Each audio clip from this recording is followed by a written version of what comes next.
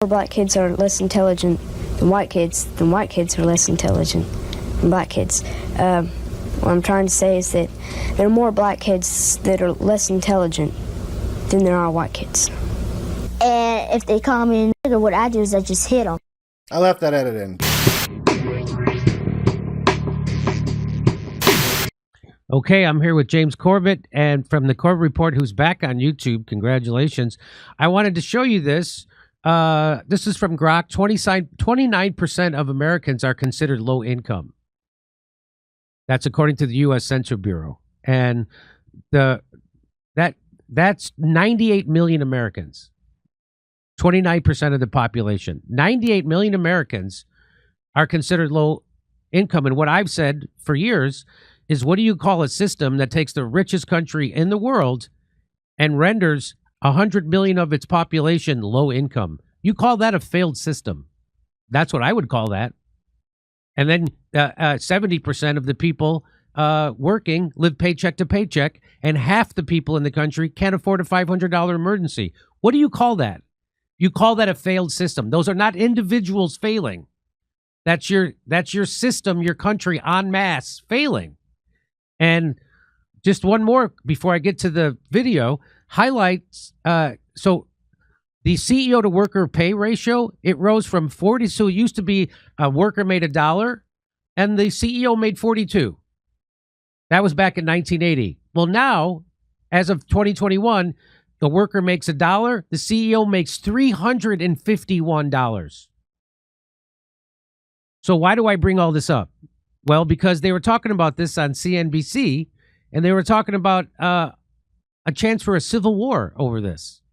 So now normally they talk about things being left-right. Let's watch. Here we go. Of course, a civil war will probably prevent more trillionaires from happening. So he just said the civil war will probably prevent more billionaires from happening. And they're upset because more billionaires means a healthy economy. That is not what it means. It means a worsening economy and a bigger income inequality and rich and poor and the middle class being squeezed out. That's what more billionaires means. But they're upset about this, and they say the civil war is coming. Watch this. The civil war will probably prevent more trillionaires from happening. Probably. We're hearing about that more and more. I think Dalio is spouting that prophecy. The civil war is coming? Just the class struggle because of not between the North and the South or the red. Oh no, between the head. Yeah, exactly. Like let them eat cake, guillotine, Gotham type stuff. Mamdani. So there it is. So that normally on cable news they only talk about left, right. Well, right there they talked about what James Corbett talks about in this book, up, down. So they're talking about it's not left versus right, it's up, down. It's the masses against the oligarchs, the billionaire class that actually run everything. And that's going to be the civil war. They just said it. And this comes from Ray Dalio, famous billionaire guy. He sounds the alarm over a looming civil war in the United States. Our power to hurt each other has never been greater. It's been more than 160 years since America's last civil war, but billionaire Ray Dalio is warning that another one may be brewing. In recent interview on Leaders with France, Dalio was confronted with a blunt question. Could we be close to another civil war? He didn't hesitate. We are in wars. There is a financial money war. There's a technology war. There's a geopolitical wars, and there's more military wars. Then came his more unsettling assessment. The United States itself isn't immune. We have a civil war of some sort, which is developing in the United States and elsewhere, where there are irreconcilable differences. He outlined two paths that the country could take. The first, more hopeful scenario, is one in which Americans rise above it and realize that our common good is going to necessitate us dealing with it, so that what works for most people is going to work. But, as he admitted, that may be a little bit idealistic. The second is far bleaker and more likely. I think that these conditions will become tests of power by each side. It's a stark warning, especially from someone who also cautioned earlier in the interview that our power to hurt each other has never been greater. This isn't the first time he's sounded the alarm about America's internal fractures. In a recent Twitter post, he said, from studying 50-year-plus civil wars and revolutions, it became clear that the single most reliable leading indicator of civil war or revolution is bankrupt government finances combined with big wealth gaps. And the U.S. is edging dangerously close to that description. I would say it's not edging. I would say we've been there for a long time. The U.S. debt has climbed to $37 trillion with the debt to GDP ratio of 125%. That's up 100% from a decade ago. He's warned that when debt rises relative to income, it's like a plaque in the arteries, eventually choking off spending. Meanwhile, wealth inequality has ballooned. The wealthiest 1% of Americans now hold 31% of the nation's net worth, up from 22.8% in 1989. By contrast, the bottom 50% watch their share shrink from 3.5% to just 2.5% over the same period. Those widening gaps, combined with rising fiscal strain, are precisely the kind of warning signs Dalio says often precede civil wars and revolutions. If his warning has you on edge and wondering how to protect your wealth in turbulent times, it may be worth considering assets that can help weather a crisis. That's why I say call my friends at Monetary Gold. James, what do you say to this? First of all, it's surprising to see CNBC talk about a different kind of civil war. It's not left-right, which it isn't, right? And you talk about this in your book extensively. So go ahead, take it where you would like. Okay, I think there are three levels of warfare that we're talking about here. The first and overarching one that is already happening is the fifth generation war on everyone. So for people who don't know, military theorists have been talking about 4 generations of war for a long time. There was the old kind where armies would line up on battlefields and shoot at each other. That developed, and then we started to get the guerrilla warfare and things that we saw in Vietnam. Then 4th generation warfare. Now there's something called 5th generation warfare, which is essentially the governments of nations warring against their own citizens economically with biohazards and biosecurity threats and with information warfare, everything that you can think of. Basically, the oligarchs who really run the country, not the politicians, trying to control the masses in various ways. But when the population starts to wake up to realize, oh, hey, there's this warfare, and I think it's the government that's warring against us. What do you do about that? And that's when you start to get into that revolutionary war kind of thing that the CNBC hosts or whoever are fretting about. Oh my God, this might prevent more billionaires from rising. But at that moment, I think there is that kind of crisis moment of realization and, hey, we've got to do something about this. The question is, what will the oligarchs do about that? And we saw in 2008, the last time we saw that sort of realization, hey, what the hell is happening? Suddenly there's a $700 billion bailout on the table. Remember when that was a lot of money? And people were starting to, too big to jail, all of that sort of stuff. That's a revolutionary moment. People start rising up. You got people on the right in the Tea Party. You got people on the left in Occupy Wall Street, basically saying the same thing. We're the 99%. There's 1% at the top that's trying to control us. So what do? They make everything about transgender bathrooms. And that becomes, the big talking point of the 2010s. And bye-bye all of that talk about, real revolutionary stuff. And now we're just going to war about the culture war. So I think the strategy and the way they've tried to kick the can down the road is by fomenting not the revolutionary spirit, the civil war. They want us fighting with each other. Yes. No, it isn't the oligarchs that are keeping you down. It has nothing to do with those people at the top with the billions and trillions. No. It's your neighbor because they voted the wrong way or they wear the wrong color, skirt or whatever it is. Whatever it is that's dividing people, that's what they want to press. So they want civil war, not revolution. That's very well put. That's exactly that's been the message of this show for a long time now, that they want the left and right fighting, because if we realize we have more in common that divides us and that we share a common enemy, which is the oligarchy, then we'll come together. So they have to make sure we don't come together. And the way they do that is to keep us fighting over bathrooms, keep us fighting. Michael Schellenberger, I saw him do a whole presentation on this, that when he had Occupy Wall Street and we had the Tea Party, they were both complaining about the same thing. They were both saying, hey, why are the banks running our lives, wrecking our economy and pocketing cash doing it?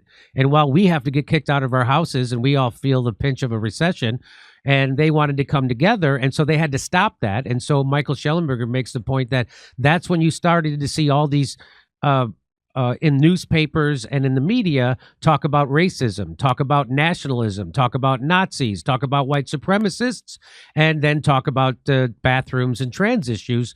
It went off the charts, right? That what really spiked in the mainstream media. And let's remember what Chomsky taught us, that the media is not there to give you the news.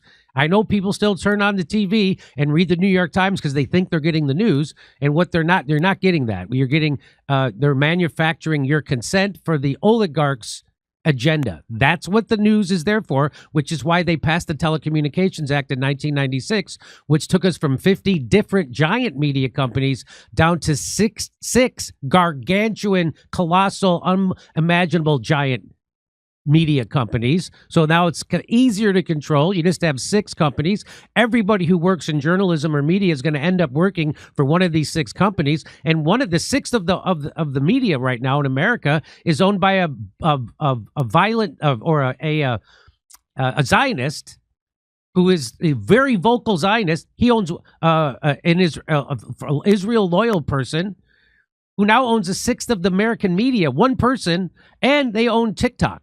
Same people, and it's all at the behest of Zionism. So it's getting harder and harder to make that case that they don't run the media when one guy buys the media at the behest of Israel and Zionism. Yeah, that's exactly what you were talking about.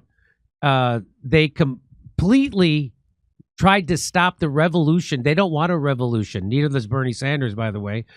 They got him to take the revolutionary energy in the Democratic Party and funnel it back into the Democratic Party, which is an anti-worker, pro-war party. It's pro-Wall Street. You can't be pro-Wall Street and pro-worker. Those things, they don't mix.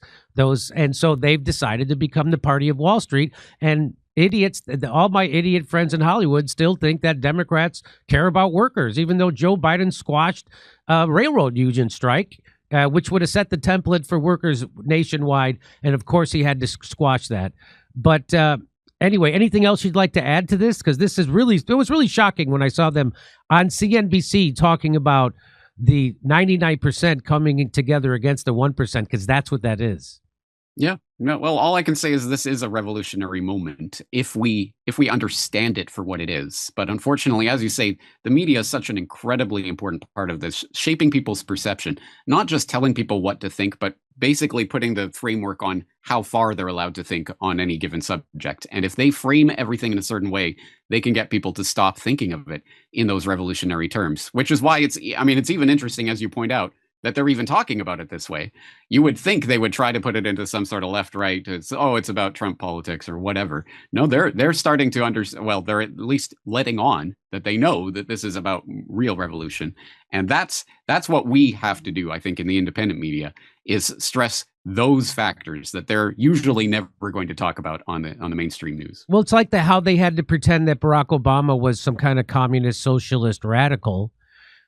Because they had to keep that left-right pretend game going, right? They had Barack Obama was the biggest tool of Wall Street. That's the irony. His entire cabinet came from an email from Citigroup. The Citigroup bank and on Wall Street sent an email to the Barack Obama campaign with a list of people they wanted in his campaign. Every one of those people on the list ended up in his campaign. So that just shows you that it's all ready. So the Republicans and Democrat, it really is a show. It really is theater, because Barack Obama did almost exactly what John McCain would have done, did exactly what Mitt Romney. In fact, he gave us Mitt Romney's healthcare plan. That's what Obamacare is. It's Romney care. And so this goes even more to the point that this left-right divide is completely manufactured to keep us divided, which means we can keep us controlled. That's my thesis, right? Yeah, that's it. But don't worry. I'm sure Bernie and AOC are going to save us all with their anti-oligarch tour in their private jets. In their private jets. They're taking private jets on an anti-oligarch. By the way, they didn't have anything to say about the oligarchs for 4 years when Joe Biden was president. Isn't that funny? In fact, Joe Biden and Kamala Harris had more billionaire donors than Donald Trump. But right now, they're upset about it. They're upset enough to take a private jet over to your city. Yeah. Yeah, it's unfortunate, but again, that's why I think people are starting to understand this, and they'll never talk about the awakening that's happening on the nightly news. Never ever expect that the revolution will be televised. So again, it's up to voices like ours to at least point this out and to let people out there who think, oh, I'm the only one who understands what's going on. I'm the only one who sees this. No one else. No, you are not alone. There are many, many, many people who understand what's going on. And when we start uniting on that issue, then there's a real contest going on. When it's about civil war and about fracturing people along party lines, then we lose. Do you think that will happen? Do you think that the people will? I mean, I've seen hope of it. I saw Christian Smalls start a union at the Amazon Fulfillment Center on Staten Island, which is made of Trump voters. So I was a black guy getting Trump voters to join together to oppose the oligarch, Jeff Bezos, one of the biggest ones. Do you see that happening more? Do you really think that could happen? Because if it doesn't happen, we're over as a country. Yeah. Well, hey, I'm in Japan, and it's the same boat over here. I mean, I think unless I saw some possibility for this happening, why would I even be here talking to you? I'd just be off drinking myself to death or whatever.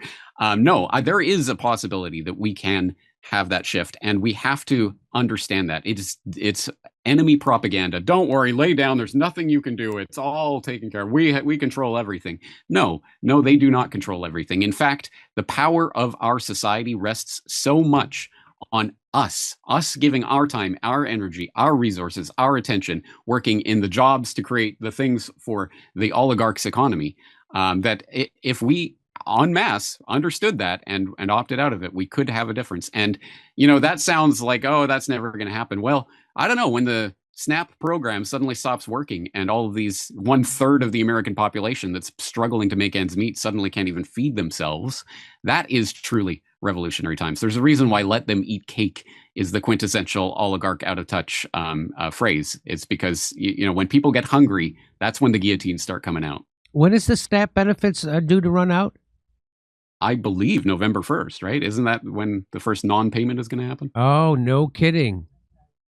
So they've got to figure out something on this Epstein vote, because they got to get the Congress back in session, because that will start a real revolution. A lot of MAGA on SNAP, a lot of MAGA need their health insurance subsidies for Obamacare. A lot of MAGA need Medicaid. A lot of MAGA need Medicare too. So that bill's coming due, and I predict bad things for the Republican Party, which it doesn't matter, because the oligarchs don't care if it's the Republicans or Democrats in power. They get exactly what they want no matter what. No matter who you vote for, you get John McCain. You've heard me say that a million times, and that's what Donald Trump is proving to be. He already bombed 2 countries at the behest of, in the first 5 months of his presidency, bombed 2 countries at the behest of Israel. He's still funding the Ukraine war. He's not stopping that. Now he's trying to overthrow Venezuela. He's going to, and we'll see what happens. Anyway, there's a million things. He did close the border, so I'll give him that. He closed the border. Congratulations. All right, James Corbett. Everybody, check out this book. It's now. Is it now in paperback? Is that what the big deal is? It is now in hardcover. There's now a nice, juicy, wonderful hardcover that is available at reportagebook.com, and there is an audiobook coming by Thanksgiving. It's a great book. Every time I pick it up, it's laying on my desk, and every once in a while I'll just pick it up and start thumbing through it again. It's just mind blowing. And it's really, you have a real clear way of speaking to people and articulating the real problems, not the fake problems that people think are the problems, but the real problems. And the real problems are up, down, top, down. They're not left, right. All right, James Corbett, congratulations on your YouTube channel being restored. And did they give you all your subscribers back too? Theoretically, but I think, like you, I'm not on that juicy corporate algorithm, so I am not getting the views anymore that I used to get. Yeah. Oh well. Yeah, you are borderline content, my friend. Yeah, as am I. Anyway, all right. Pleasure to always talk to you. Good day in Japan. Hope to see you again soon. All right. Take care. Thank you. All right. We're going to go over to Rumble. And right, is that what With we're our doing? next guest. And our next guest, who our next guest is, it's going to be Bruce Lipton. That guy is fascinating. I've been a big fan of his for a long time. He's going to tell you all the things you thought about science and medicine are wrong. Here he comes. See you over on the other side at Rumble.